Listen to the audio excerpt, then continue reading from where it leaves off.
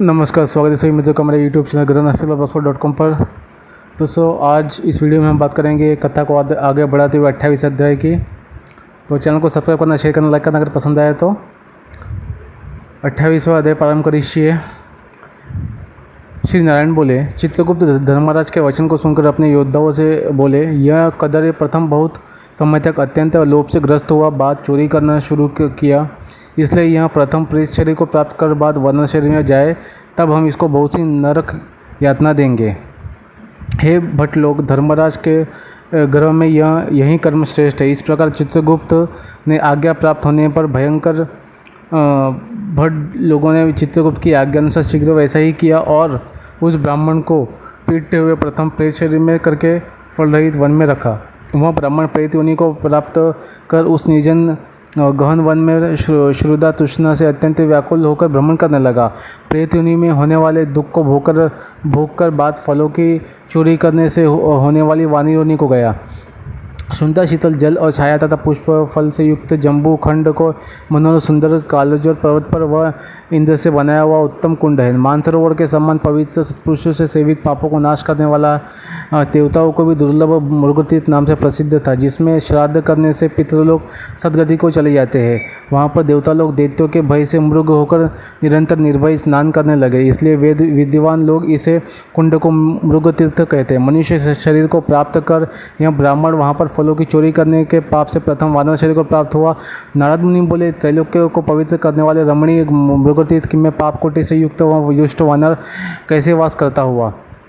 हे नाथ, हे तपोधन, मेरे मन के संदेह को काटो, क्योंकि आपके समान गुरुजनों का अपने शिष्यों के विषय में कभी भी गोप्य नहीं होता। सूत जी बोले, हे विप्र लोग, इस प्रकार नारद मुनि से प्रेरित होने पर वह अत्यंत प्रसन्न तपोनिधि नारायण भगवान नारद मुनि का सत्कार करते हुए बोले। श्री नारायण बोले, कोई चित्रकुंडल नाम का महान वैश्य था। पतिव्रत धर्म में परायण तारका नाम की उस वैश्य की स्त्री थी। उन दोनों ने भक्ति से पवित्र श्री पुरुषोत्तम मास का व्रत किया। जब पुरुषोत्तम भगवान मास का व्रत करते उन दोनों का श्री पुरुषोत्तम मास बीत गया। अंतिम वाले दिन के आने पर स्त्री के साथ हर्ष से युक्त श्रद्धापूर्वक चित्र कुंडल ने उद्यापन किया। पुरुषोत्तम मास के उद्यापन विधि करने के लिए वेद और वेदांग को जानने वाले गुणी स्त्री सहित ब्राह्मण को बुलाया। हे नारद, वहाँ पर धन के लोभ से कदर भी आया। उद्यापन विधि के पूर्ण होने पर चित्र कुंडल ने बहुत बड़े दानों से उन सपत्नी के ब्राह्मणों को प्रसन्न किया। उन समस्त ब्राह्मणों के प्रसन्न होने पर भयूसी दक्षिणा को दिया। उस दी हुई भयूसी दक्षिणा से प्रसन्न अन्य सब ब्राह्मण ग्रह को चले गए, परंतु अत्यंत लोभी कदर या उस वैश्य चित्रकुंडल के सामने रोता हुआ खड़ा हो गया और विनय से नम्र होकर गदगदवाणी से बोला, हे चित्रकुंडल, हे वैश्य यश, हे भगवत भक्ति के सूर्य, अपने पुरुषोत्तम मास का व्रत विधि से अच्छी तरह किया है। इस तरह पृथ्वी तल में कहीं पर भी किसी ने नहीं किया। आप कृतार्थ और सर्वथा भाग्यवान हो, जो तुमने परम भक्ति से पुरुषोत्तम भगवान का सेवन किया। तुम्हारे पिता धन्य है, तुम्हारे पतिव्रता माता धन्य है, जिन दोनों ने तुम्हारे समान हरिवल्लभ पुत्र को पैदा किया। यह पुरुषोत्तम मास धन्य से भी धन्य है, जिसके सेवन से मनुष्य इस लोक से परलोक के फल को प्राप्त करता है। हे विश्वपति, तुम्हारी इस पूजा को देखकर मैं चकित हो गया। ओहो, तुमने बहुत बड़ा काम किया, इसमें संदेह नहीं है। हर्ष से दूसरे ब्राह्मणों को भी बहुत सा धन दिया है। बुरी भाग्यवीन मेरे लिए क्यों नहीं देते हो। इस प्रकार कदरे के कहने पर चित्रकुंडल वैश्य ने कदरे को धन दिया। कदरे ने धन को लेकर प्रसन्नता से उसको जमीन में गाड़ दिया। वहाँ पर कदरे ने पुरुषोत्तम की बड़ी पूजा देखी और धन के लोभ से पुरुषोत्तम मास की प्रशंसा की। पूजा के दर्शन महात्म्य से और पुरुषोत्तम भगवान की स्तुति से तथा धन का लोभ होने पर भी मृगतीर्थ को आया। सूत जी बोले, दर्शन से, स्तुति से, धन के लोभ से आने पर भी दुष्ट वानर को उत्तम तीर्थ का सेवन हुआ। हे दोजी लोग, श्रद्धा से आदरपूर्वक पुरुषोत्तम देव के दर्शन और स्तुति में तत्पर सपत्नी के पुण्य का क्या कहना है। नारद मुनि बोले, हे ब्राह्मण,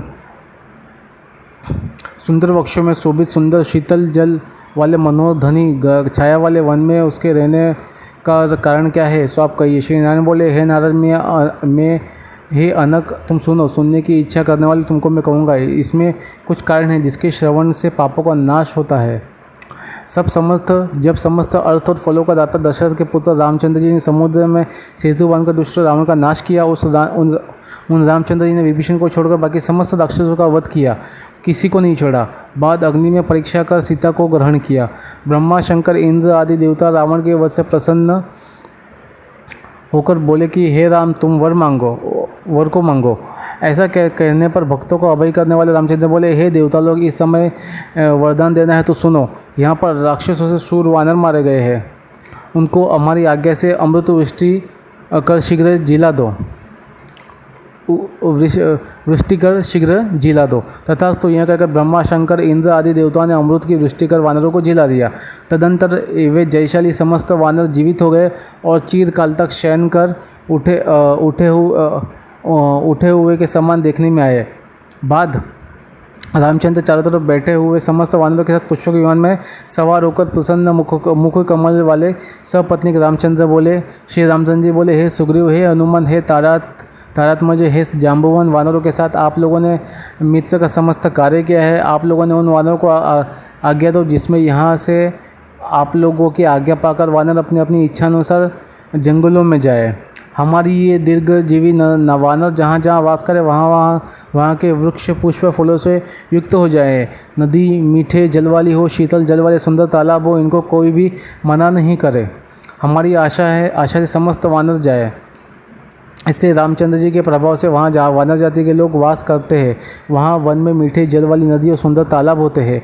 पुष्प पत्र से युक्त सुंदर फल वाले बहुत से वृक्ष है, परंतु अदृष्ट से होने वाले पूर्व जन्म के सुख दुख जहाँ जहाँ प्राणी निवास करता है वहाँ अवश्य जाते हैं, क्योंकि बिना भोगे कर्म का नाश नहीं है, ऐसी वेदों की आज्ञा है। श्री नारायण बोले, फिर वहाँ पर लालची वानर पर्वत के समान बढ़ता हुआ भूख प्यासे युक्त पीड़ित वन में विचरण करने लगा। उसके मुख से पित्त के प्रकोप से पीड़ा उत्पन्न हुई, जो उसका जन्म का रोग था। जिस पीड़ा से मुख के घावों से दिन रात रुधिर बहा करता था। अत्यंत पीड़ा के कारण कुछ भी भोजन नहीं करता था और वह वानर चंचलतावश वृक्षों में से उत्तम फलों को तोड़कर मुख के पास ले जाकर बहुत से फलों को जमीन पर गिरा दिया करता था। वहाँ वानर पीड़ा के कारण कहीं भी एक स्थान पर बैठने में असमर्थ था। एक वृक्ष से दूसरे वृक्ष पर जाता था और मृत्यु को सुख देने वाला मानने लगा।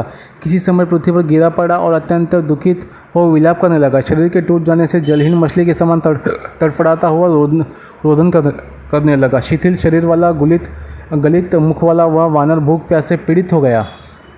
उसके समस्त दांत मुखरोग से पीड़ित होकर गिर गए। पूर्व जन्म के कृत्य प्राप्त से इस तरह वो दुख को प्राप्त हुआ। इस प्रकार नित्य प्रति निहार करते हुए वानर के देवयोग से श्री पुरुषोत्तम मास आया। उस पुरुषोत्तम मास में भी उसी प्रकार शीतवात आदि से पीड़ित रहा। किसी समय बहुल पक्ष में गहन वन में विचरण करता हुआ प्यासा वानर कुंड के पास पहुँचने पर भी जलपान करने के समर्थ हुआ। भूख से युक्त भी चपलता से वहाँ ऊंचे वृक्ष के ऊपर चढ़ गया। एक वृक्ष से दूसरे वृक्ष पर जाते हुए उसके बीच में एक कुंड आ पड़ा। बहुत दिनों से निराहार शिथिल इंद्रिय और जर्ज शरीर वाला निर्बल शिथिल प्राण वाला कुंड के तटभाग में आया। उस प्रकार दशमी तिथि के 4 दिन तक वानर को श्री पुरुषोत्तम मास में उस कुंड में लोटपोट करते बीत गए। 5वें दिन आने पर मध्याह्न काल में उस तीर्थ में जल से भीगा शरीर वाला वानर प्राण से रहित होकर गिर गया और वह देह को त्याग कर पापों से रहित होकर तत्काल दिव्य आभूषण से भूषित दिव्य देह को प्राप्त किया, जो कि नीलकमल के दल के समान श्यामवर्ण करोड़ों कामदेव के समान सुंदर चमकते हुए रत्नों से जटित किरीटधारी सुंदर शोभमान मत्स्य कुंडल वाला शोभमान पवित्र पीत वस्त्रधारी कमल में रत्नों से जटित मेख वाला शोभमान बाजूबंद ककर्ण अंगूठी हार से शोभित नीलवर्ण के टेढ़े चिकने बालों से अवरुद्ध सुंदर मुख था। उसी समय शीघ्र वहाँ वैष्णव से युक्त विमान आया, जिसमें भैरी मृदंग पट वेणु वीणा का महान शब्द हो रहा है और देवांगनाओं का नाच हो रहा है। गंधर्व किन्नर के सुंदर गान हो रहे। ऐसे विमान को महाभाग दिव्य देहधारी वानर देखकर अत्यंत विस्मय को प्राप्त हो कहने लगा कि पातकी मेरे को यह कैसा सुख है। यह विमान सुख बड़े पुण्यात्मा को ही होना उचित है।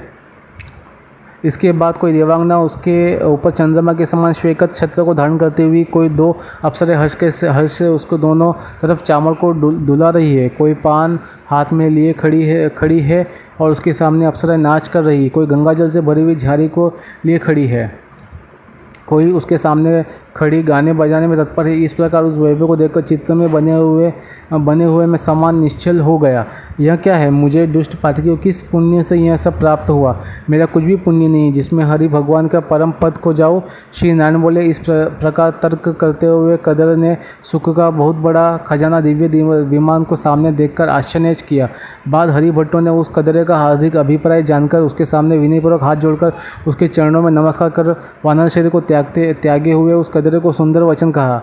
इति श्री ब्रह्मद नारद पुराणे श्री पुरुषोत्तमास महात्म्ये श्री नारायण संवादे कदयोप्याख्यान कपि जन्मनि विमानगमन नामाष्टविशोध्याय 28वां अध्याय समाप्त करिष्ये। दोस्तों, आज का वीडियो और अध्याय और कथा आपको उम्मीद करता हूँ पसंद आई होगी। इसको शेयर करना, लाइक करना, सब्सक्राइब करना। जाने अनजाने कुछ भूल चुके हो तो छोटा बालक समझकर माफ़ कर देना और कथा का आनंद लीजिए। कुछ शब्दों में समझाने में शायद गलती हो गई हो तो उसके लिए क्षमा चाहता हूँ। अगली वीडियो में मैं 29वां अध्याय आगे बढ़ाऊँगा, कथा को आगे बढ़ाएंगे और 29वां अध्याय मैं पोस्ट करूँगा कल। चैनल को सब्सक्राइब करना, शेयर करना, अगर पसंद आया तो लाइक करना। ये इसलिए मैं पोस्ट डालता हूँ ताकि जो लोग पढ़ नहीं सकते हैं वो लोग इस कथा का आनंद लें। और बहुत बड़ा वीडियो नहीं करता हूँ मैं, छोटा सा वीडियो करता हूँ जल्दी बोल के, ताकि कथा और अध्याय समझने में आए। इसको म्यूज़िक ना ज़्यादा म्यूज़िक ना ज़्यादा, इससे मैं इसको ये करता हूँ। बस अध्याय पढ़ने का मेरा हेतु है ताकि हर कोई इसका आनंद ले सके। ओम नमः शिवाय।